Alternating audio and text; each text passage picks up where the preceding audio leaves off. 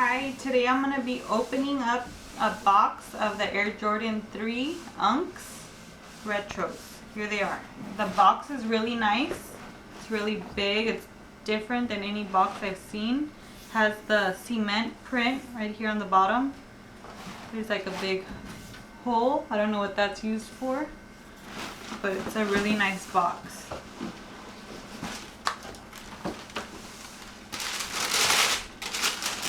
Here's the shoe. It looks really nice. This is how it looks. Oh, I like the back. It has the Air really big. And this is like a different material, like a rubber. And then what I also like is the front, the blue part. It's like stitched in there. The leather looks like really good quality leather.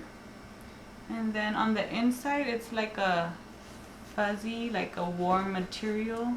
Would be good for winters. So that's that. And here's the other one right here.